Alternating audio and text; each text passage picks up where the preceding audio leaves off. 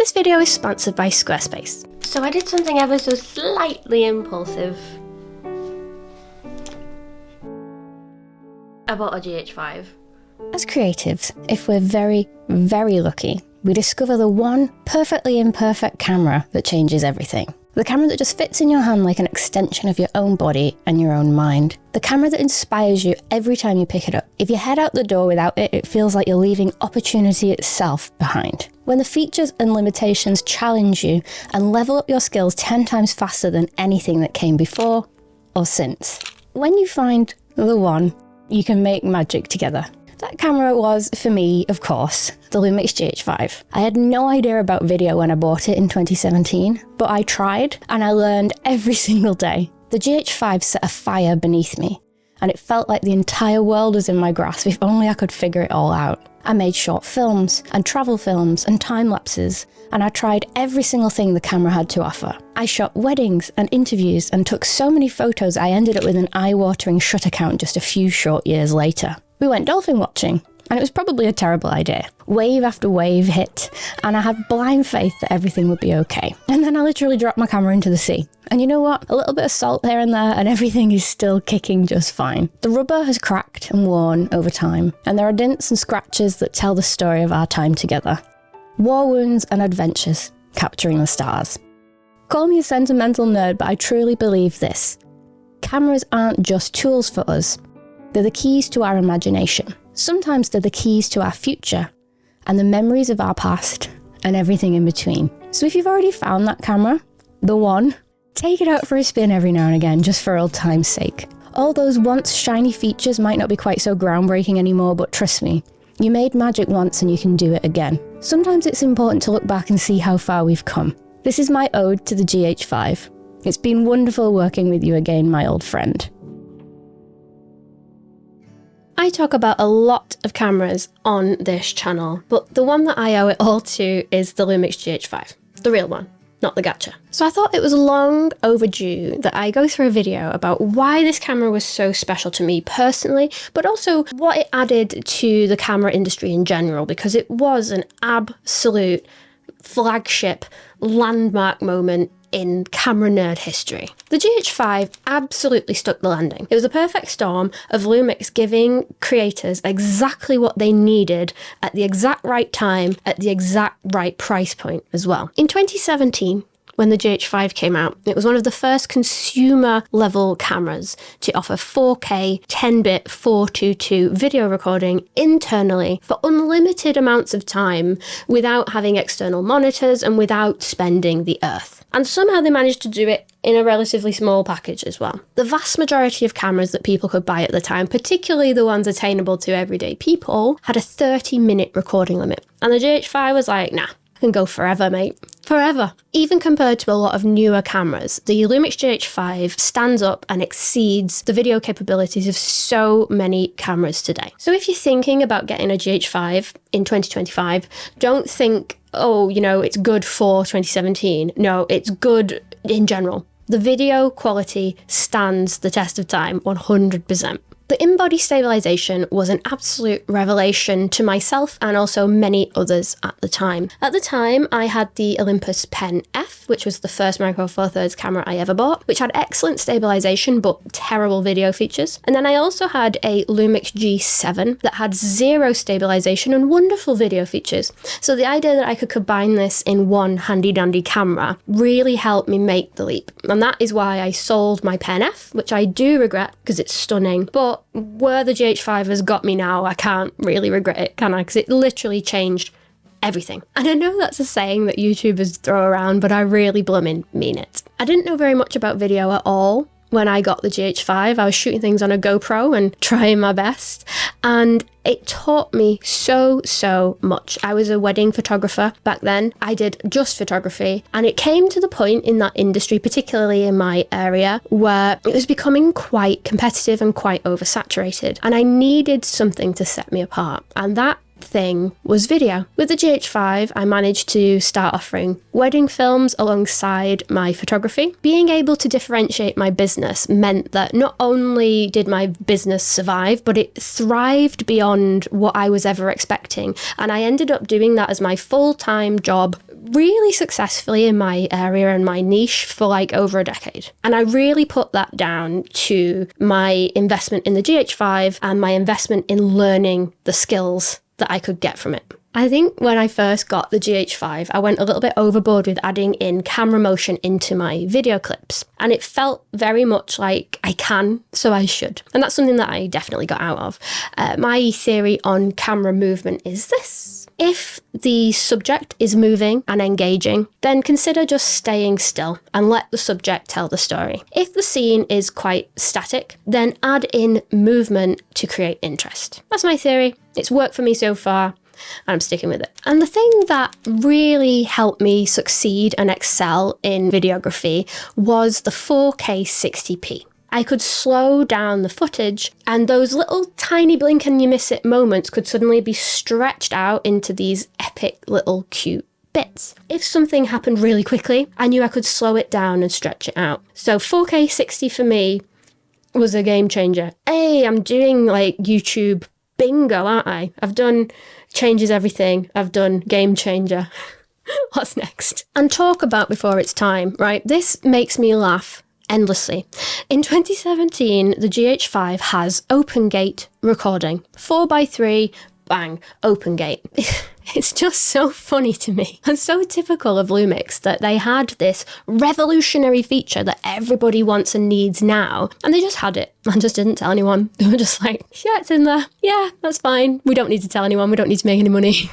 I had a ball in Japan recently doing some open gate postcards on my GH5. So these are great for social media because they fill the frame way more than a 16:9 video. Maybe people scroll onto them and expect it to be a photograph, and then it starts moving. It's eye-catching, and I think it looks lovely. So these little postcards shot in open gate on the GH5 are just lovely, and I think sort of in terms of memory capture, I really like some of these scenes as well. In terms of colour grading, because it does have 10-bit video, I can shoot in log and also colour grade till my little heart is content. And for this set, I was using my Calm LUT, which is a preset in the Radiating Beauty Pack, if anyone's interested. Now, when I tell you that the GH5 is robust, listen, it's a full magnesium alloy chassis. It is the most tortured camera that I've ever used, and it's still going strong several years later. I've abused this bloody thing. God bless it. I used to bake this out in midday sun, and it never let me down. It never overheated. I took this off-roading and stayed overnight in Monument Valley, and that was like 5 hours of like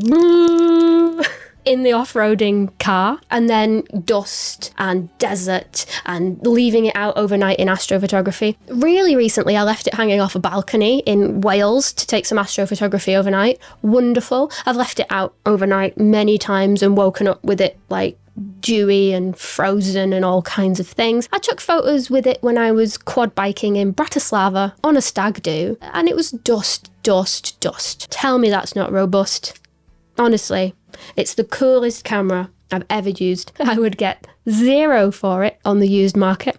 It's absolutely battered, but it stood the test of time. There are dual SD card slots for your professional needs, and that is a deal breaker for me when I'm doing professional work. For stuff like this and everyday carry, couldn't care less, but if someone's paying me a good chunk of cash, I want to be able to back up to 2 SD cards, and the GH5 can do that. Now, I'm not going to lie and say that the GH5 is small, but it's small-ish for what it can give you. It's certainly smaller than a lot of the DSLRs that were out at the time, and certainly a lot smaller than like the other Lumix cameras like the G9 II or the GH6 or the GH7, for example. Oh, I tell you what though, it is a bit heavy.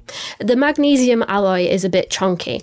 When I was in Japan recently, I had that and the original OM5, and walking around with the OM5 was like, oh, this is a breeze. I can't even feel it. And then the GH5 after a while did wear me down a bit, but an everyday carry it probably is not, but it is still a beautiful, beautiful camera and smaller than a heck of a lot of other cameras that are video centric for sure. In defense of the Lumix GH5 autofocus, and this is very ironic because I've uploaded many a video of being slightly out of focus in my time, but I think what's interesting is the GH5 was never designed to be a vlogging camera. You know, it's not like a, hey guys, look, here's a new cool product. It was supposed to be a filmmaking tool for people that make short films and people that do wedding films and people that do corporate work. And I think it completely took the industry by surprise that it was adopted by vloggers and YouTubers and became super, super popular in that era. The autofocus is not great for that. Oh my goodness, it is not. It hunts, sometimes it gets bored, it'll look at you for a bit, and then it'll just go do, do, do, do, do, do, do, do, do, do, and just look behind you. It's not for that. But in defense of it, it was never designed to be so. Yes, it's contrast-based autofocus, but it's nowhere near as bad as people make it out. And certainly for photography, it's blooming fine. Ergonomically, it's great. Even the attention to detail at the time were like the white balance, ISO, and exposure compensation. Just by touch, you know which one you're on. Like, it's so, so well thought out. And it was mad. Like, I've not touched it for a long while. The last time I took this out for a spin was about 5 months ago. It's mad how much muscle memory just comes back. When a camera is well designed and you've set up your function buttons correctly, how you personally like them, you just pick it back up and you can just hit the ground running. And that's something that I've always loved with the GH5 and other Lumix cameras in general. I just feel like you can pick them up and it's intuitive and it's fast. This may be me being rose tinted for sure, but I'm going to say it anyway, and let me know in the comments if you agree. I think there is something special, some secret sauce in the GH5 and the GH line in general, because the GH4 and the GH2 were also cult classics. There's something about this line of cameras where the video in particular, the footage, just looks special and different from a lot of other cameras. There's just something about it, just a little secret sauce. And I might just be completely making that up and it might just be me being nostalgic, but I've always loved the video quality out of this camera. Even if I get a technically better camera, it's always the standard that I compare it to. So let's talk about the tiny camera in the room. The tiny GH5 that I found in Japan. These are called gacha. And if you follow me on social media, I hunted around Tokyo to find these. There's 4 in the set. You have the GH5 with the removable lens, and then you have the Lumix S9 with the flippy screen, and then you have 2 compact cameras. The GH5 and the S9 in particular were very hard to find. I went over the top. I ended up, oh, just look. I can confidently say that I now own many teeny tiny GH5s, and I do own the full set twice, but I regret nothing, and I love the tiny GH5. And I thought it was really funny that when I was in Tokyo, before I knew that this even existed, I was using the exact same lens that this comes with as well. I love, love, love, love, love this camera. I always have and I always will. In alternate reality where Emily didn't adopt video seriously, the YouTube channel probably wouldn't have gone anywhere. My wedding business may have floundered.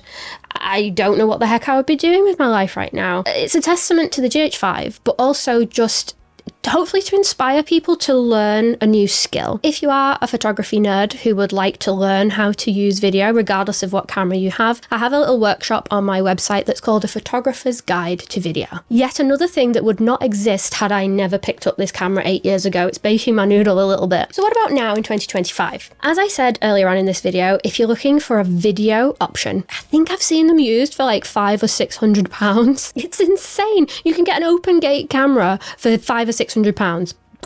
It's not the smallest camera in the world. It's probably not something I would recommend for everyday carry unless you have hencher shoulders than I do. But if you want a camera that has so many features in both photography and video, is an incredible price, and is legitimately a part of like camera history, you just can't go wrong with the GH5. Huge thank you to Squarespace for sponsoring this video. I've been a user of Squarespace for many years, and I love them dearly. As someone who has no web building or design background, it's so nice to just have a service that you can just absolutely trust to get everything looking nice on your behalf. They have AI features to build your website exactly how you would like it to look, right down to things like font pairings and confusing things that go way over my head, but do make a huge difference in how your brand is represented. I use Squarespace to sell my photo presets, as well as run my mailing list, but even if you just want a blog or a place to put your own photography portfolio, there's a package for everyone with Squarespace, and it really has grown with me and my businesses over time. So, If you would like to give Squarespace a go yourself and have a little corner of the internet to call your own, you should use the link in the description and the code MICRO4NERDS. You can build your website, and then when you're ready to launch, you can get a discount on your first purchase or domain. Thank you as always to Squarespace for sponsoring this video.